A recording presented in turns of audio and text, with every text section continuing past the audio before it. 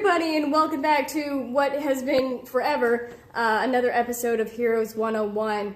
Today is very special in the case that instead of me asking the questions, my friend Naem will be asking me questions. Naem, who are you talking to me about today? Today, I will be asking you questions about Catwoman. I like Catwoman. Oh. I love Catwoman. So, yes. What you got? Well, I'm going to start off with most everyone's introduction to Catwoman. Well, I would say at least her hitting like the cinematic universe was Michelle Pfeiffer's Catwoman. Now, have you seen the Batman movie in which she is featured? I have, and I do love her. And while she wasn't my introduction, she was my second introduction. My first was through the animated series. Yes, like a lot of other people, I'm sure. But Michelle Pfeiffer as like a live-action actress, I believe, is my favorite so far. We've only had... That really been there's her, Anne Hathaway. I know there's been a few in like the there haven't been a whole lot of live action though, not that I know of. Eartha Kitt. Eartha Kitt, that's right. I always forget about the classics. It's so good. Oh yeah, but Adam West. Okay, cool. Michelle Pfeiffer. So yes, Michelle Pfeiffer. My question in regards to that movie is that was when we really got to see a darker version of the role. Yes. So how do you feel about the darker version of the role contrasted with how it's played in like the really campy, comical way that Eartha Kitt portrayed her? That's a good point, because not only was this Catwoman's first debut as like a serious, dark character, but this was also Batman's. So seeing them both in a different light was interesting, and by Tim Burton, no less. I loved it. I loved seeing her darker, a little bit more sexy. I loved seeing her kind of being insane. It seemed like everyone in the Tim Burton film had a little bit of insanity in them. And Michelle Pfeiffer's character as, Selena Kyle went from, kind of mousy and shy and very uncertain to mysterious and sexy and a little bit not there in the head. Yeah, there was like a descent there, like from the beginning of the movie to the end. I guess my next question would have to be what everyone, well, I don't know, maybe I'll build to that question, maybe edit that out. But either way, my next question is going to be, there have been several iterations of Catwoman, honestly. And in that particular one, we got to see like a full leather outfit. Like when you close your eyes and you think Catwoman, what do you personally see? What costume? Like costume or look. It doesn't even have to be something that's central to a specific film or whatever. It could be your own version. I just want to know like your preference. I do like the full body suit. I know, like, originally they had her in this green and purple dress with the green cape and the weird whiskers on the mask, and that wasn't my thing. I know a lot of people make her a blonde, a lot of people make her, a brunette or someone with black hair, and they either cut it or they have it long. I'm really digging the newer look that she has, where she has that cool leather helmet with the cat ears and the goggles. The goggles really make it. And I love... it's really good for practicality, too. I love the... Alright, maybe it's me being modest, but I don't like the cleavage showing. I like it where it's zipped up all the way and it looks like it's got a cat collar around her neck. That's actually my next question. I wanted to reserve at least one question in regards to this, but I didn't want it to be like the defining quality or I didn't want each of my questions to I guess lend to this like factor of the character, but she has to, in like almost in many video games, in several animated like movies and stuff, like her character is just so sexualized. Yes, it is.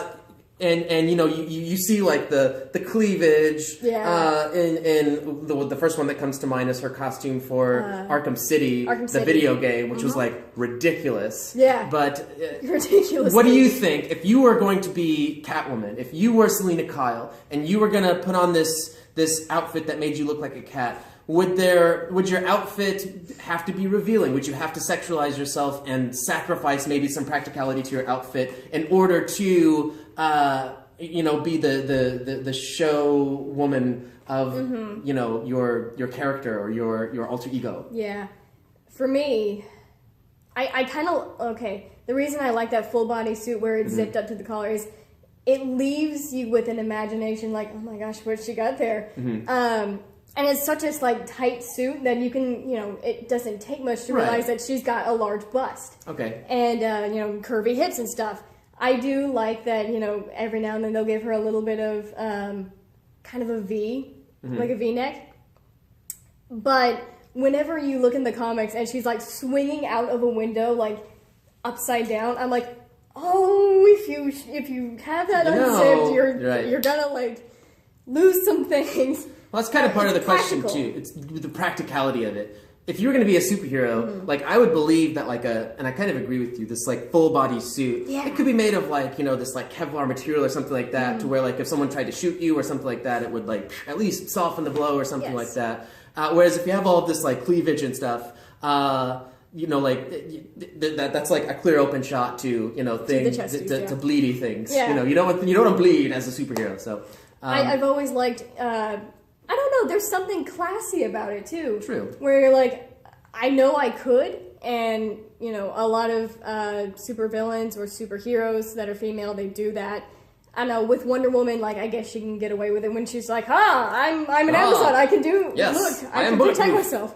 And Power Girl and Supergirl. But for someone who is not indestructible, like Batgirl, Batwoman, and like Catwoman, you need to be practical. You can still have that edge of, like the seductress or whatever.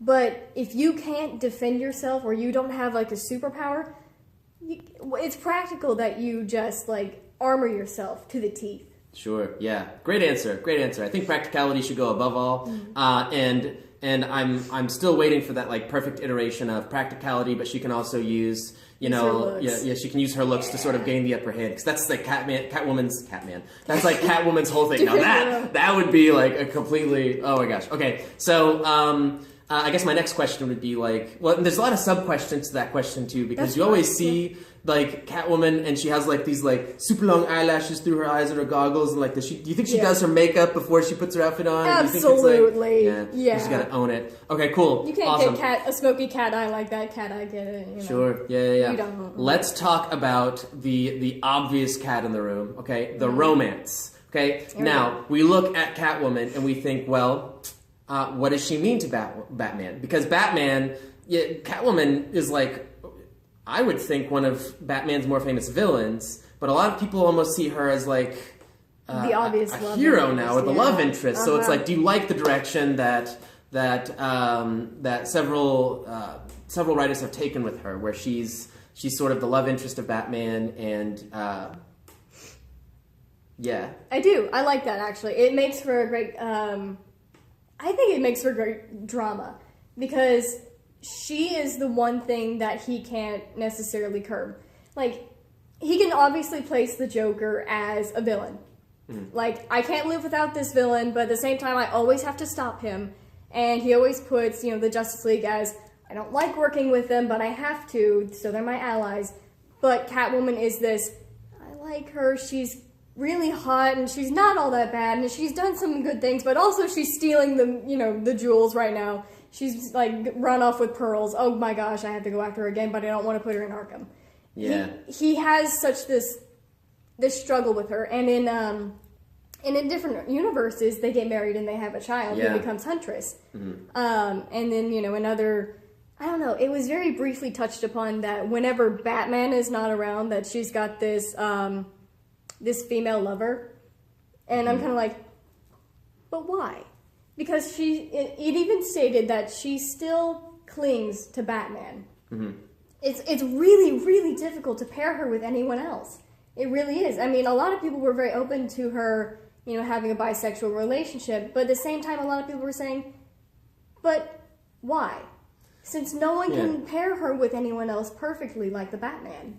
Well, and if I may, there's I think what you're referencing is sort of her origins when she had this relationship with another woman, and she was actually at one time, and this is kind of goes into my next question, sort of her origins of like, what origin do you really accept? I mean, there's multiple out there, but there is the one in particular that I'm referencing is like where she was like a prostitute from the slums. Yeah. She had to like work her way up, and that's how she got into like stealing like diamonds that she would like first steal from her clients and stuff, and sort of worked her way out of that into something bigger. Whereas the Tim Burton film, obviously, she was like, I forget, she was like some kind of like a secretary, or like accountant or something like that. And it's like, and then in the Batman the Animated Series, she's a wealthy heiress. Exactly. Yeah. So we have like a bunch of different, like, which is yours? Which do you think, I guess, provides more oomph to the character? I do like, I guess, the newer version where she has come from the streets and she has had like a really hard life and she's had to work for her living, even though it's,